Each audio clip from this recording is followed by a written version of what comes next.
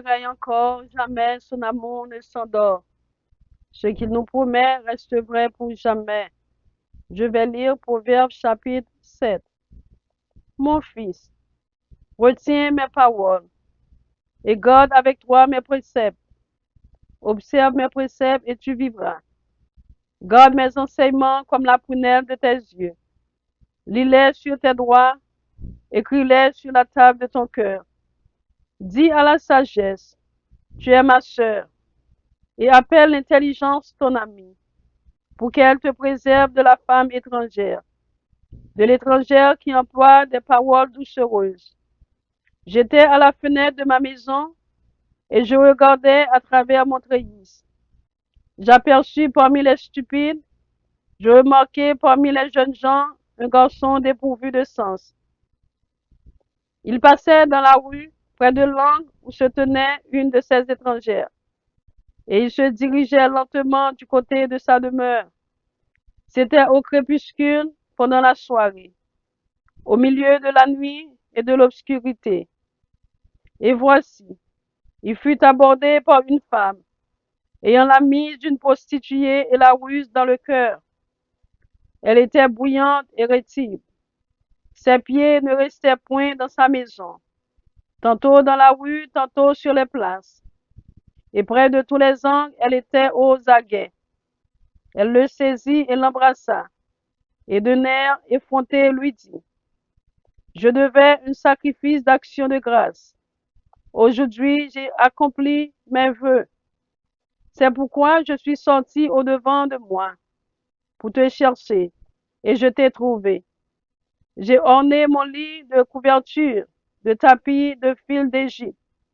J'ai parfumé ma couche, de myrrhe, d'aloès et de cinnamome. Viens, et livrons-nous d'amour jusqu'au matin. Livrons-nous joyeusement à la volupté. Quand mon mari n'est pas à la maison, il est parti pour un voyage lointain. Il a pris avec lui le sac de l'argent. Il ne reviendra à la maison qu'à la nouvelle lune. Elle le séduisit à force de paroles. Elle l'entraîna par ses lèvres doucereuses. Il se mit tout à coup à la suivre, comme le bœuf qui va à la boucherie, comme un fou qu'on livre pour le châtier, jusqu'à ce qu'une flèche qui perce le foie, comme l'oiseau qui se précipite dans le filet, sans savoir que c'est au prix de sa vie. Et maintenant, mes fils, écoutez-moi, et soyez attentifs aux paroles de ma bouche. Que ton cœur ne se détourne pas vers les voies d'une telle femme.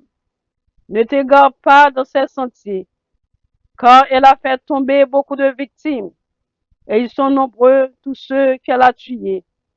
Sa maison, c'est le chemin du séjour des morts. Il descend vers les demeures de la mort. Proverbe chapitre 8. La sagesse ne crie-t-elle pas? L'intelligence n'élève-t-elle pas sa voix? C'est au sommet des hauteurs, près de la route. C'est dans la croisée des chemins qu'elle se place, à côté des portes, à l'entrée de la ville. À l'intérieur des portes, elle fait entendre ses cris. Homme, c'est à vous que je crie, et ma voix s'adresse au Fils de l'homme. Stupide, apprenez le discernement. Insensé, apprenez l'intelligence. Écoutez, car j'ai de grandes choses à dire, et mes lèvres s'ouvrent pour enseigner ce qui est droit. Car ma bouche proclame la vérité, et mes lèvres ont en horreur le mensonge. Toutes les paroles de ma bouche sont justes, elles n'ont rien de faux ni de détourné. Toutes sont claires pour celui qui est intelligent, et droites pour ceux qui ont trouvé la science. Préférez mes instructions à l'argent, et la science à l'or le plus précieux, car la sagesse vaut mieux que les perles. Elle a plus de valeur que tous les objets de prix. Moi, la sagesse, j'ai pour demeure le discernement, et je possède la science de la réflexion. La crainte de l'Éternel, c'est la haine du mal. L'arrogance et l'orgueil, la voie du mal. Et la bouche perverse Voilà ce que j'ai. Le conseil et le succès m'appartiennent. Je suis l'intelligence, la force est à moi. Par moi les rois règnent et les princes ordonnent ce qui est juste.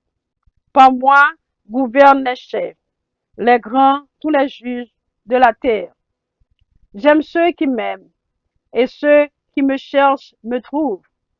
Avec moi sont la richesse et la gloire, les biens durables et la justice. Mon fruit est meilleur que l'or, que l'or pur, et mon produit est préférable à l'argent. Je marche dans le chemin de la justice, au milieu des sentiers de la droiture, pour donner des biens à ceux qui m'aiment et pour remplir leur trésor. L'Éternel m'a créé la première de ses œuvres, avant ses œuvres les plus anciennes. J'ai été établi depuis l'éternité, dès le commencement avant l'origine de la terre. Je fus enfanté quand il n'y avait point d'abîme, point de source chargée d'eau. Avant que les montagnes fussent affermies, avant que les collines existassent, je fus enfanté. Il n'avait encore fait ni la terre, ni les campagnes, ni le premier atome de la poussière du monde. Lorsqu'il disposa les cieux, j'étais là. Lorsqu'il traça un cercle à la surface de l'abîme, lorsqu'il fixa les nuages en haut et que les sources de l'abîme jaillirent avec force, lorsqu'il donna une limite à la mer pour que les eaux n'en franchissent pas les bords, lorsqu'il posa les fondements de la terre, j'étais à l'œuvre auprès de lui et je faisais tous les jours ses délices, jouant sans cesse en sa présence. Jouant sur le globe de la terre et trouvant mon bonheur parmi les fils de l'homme. Et maintenant, mes fils, écoutez-moi, et heureux ceux qui observent mes voies. Écoutez l'instruction pour devenir sage, ne la rejetez pas. Heureux l'homme qui m'écoute, qui veille chaque jour à mes portes et qui en garde les poteaux. Car celui qui me trouve a trouvé la vie et il obtient la faveur de l'Éternel. Mais celui qui pèse contre moi nuit à son âme. Tous ceux qui me haïssent aiment la mort.